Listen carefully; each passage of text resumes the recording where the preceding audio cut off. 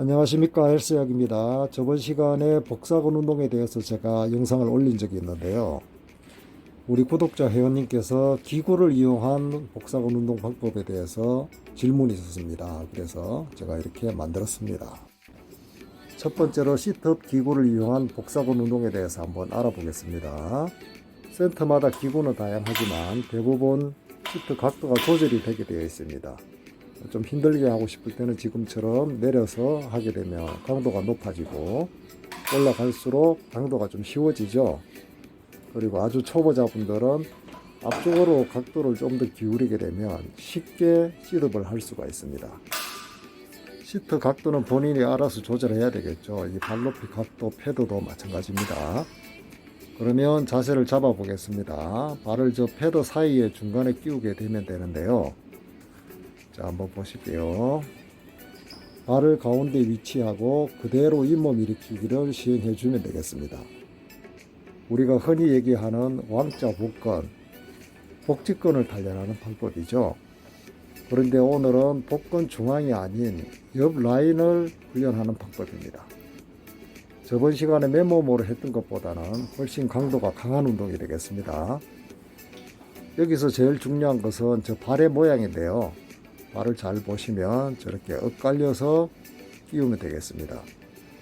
이렇게 발을 엇갈려서 자세를 잡게 되면 몸이 살짝 옆으로 기울어지게 되어 있습니다.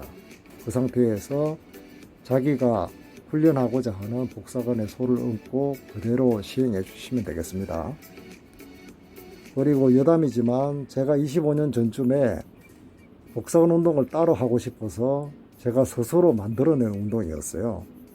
모르죠. 뭐 다른 사람들도 이렇게 했던 사람들이 있을지 모르겠지만 어쨌든 저 스스로는 국내에서 아마 제가 처음으로 이런 식으로 하지 않았나 그런 생각은 가지고 있습니다. 복사근의 빗살 무늬와 11자 복근의 라인을 만들어주는 데는 오늘 이 운동이 최고가 아닌가 싶습니다. 오늘 잘 배워서 마스터하시기 바랍니다. 그리고 발 모양이 조금 헷갈리시는 분들이 있지 않을까 해서 가까이에서 한번 촬영을 해봤습니다. 자기가 훈련하고자 하는 복사근 부위가 오른쪽이다 했을 때는 지금 방식으로 해주면 되겠죠. 왼발을 밑에 놓고 오른발을 위로 올려주게 되면 좌측으로 살짝 몸이 기울어지게 되어 있죠. 그 다음에 오른쪽 복사근을 훈련해 주면 되겠습니다. 자, 반대쪽 왼쪽은 왼쪽 다리가 위로 올라가면 되겠죠. 그러면 자연스럽게 오른쪽으로 기울어지고 왼쪽 복사근을 훈련할 수가 있습니다. 다음 두 번째 운동으로 넘어가겠습니다. 바로 로만 체어를 이용한 복사근 운동이 되겠습니다. 왼쪽 복사근 훈련하는 방법인데요. 오른발은 앞쪽으로 위치해주고 왼발은 뒤쪽으로 해서 발을 가위자 형태로 만들어 놓는 거죠. 그 가위자 형태에서 몸통은 중간에 위치해 주면 되겠습니다. 그리고 정과 동으로 자기가 만들고자 하는 부위에 손을 대고 하면 좀 더 느낌을 잘 찾을 수가 있겠죠. 대부분의 사람들은 척추 기립근 운동하기 위해서 이 로만 체어를 앞으로 숙였다 백으로 올렸다 하는 백 익스텐션을 많이 하죠. 그런데 이런 식으로 해주면 이제 꿀의 라인 살도 잘 빠지면서 아주 멋진 복사근을 만들 수가 있습니다. 시드 기구도 그렇고 이 로만 체어 같은 경우 특히 장점이 뭐냐면 자기가 만들고자 하는 사이드 복근의 라인을 여러 각도로 운동을 해줄 수 있다는 거죠. 조금 전의 각도보다 좀 더 돌려서 약 45도 각도로 해서 시행을 해 보겠습니다. 시드 기구도 마찬가지로 몸의 각도를 변화를 주게 되면 여러 각도로 할 수가 있는데 제가 생각하기엔 이 로만 체어가 여러 가지 각도로 할 때는 더 장점이 있는 것 같습니다. 그리고 이런 복사근 운동으로 허리가 굵어지지 않을까 걱정하시는 분들이 계실까봐 제가 말씀을 드리는데요. 우리 일반인 내추럴로 운동하시는 분들은 그런 걱정을 거의 하실 필요가 없습니다.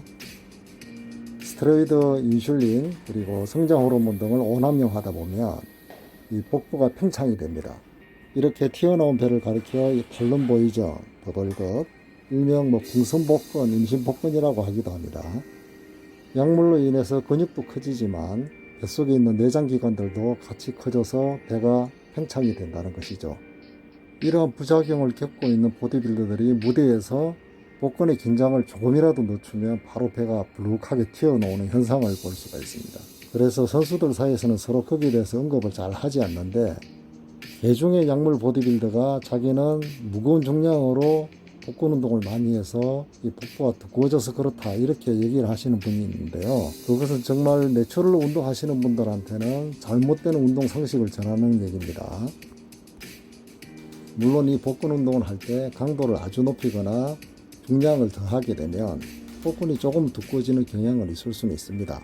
하지만 그 정도 수준까지 가려면 엄청난 노력이 필요하기 때문에 우리 일반인들은 그런 걱정을 하실 필요가 없습니다.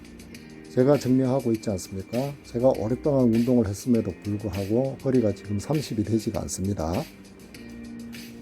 그런데 여성분들 중에서는 0.5cm 커지는 것도 용납할 수가 없다, 이런 분들도 있을 수가 있겠네요. 그런 분들은 이런 기구보다는 저번에 보여드렸던 맨몸으로 하는 복사근 운동, 그런 운동을 해서 이쁜 11자 복근을 만들어 보시기 바랍니다.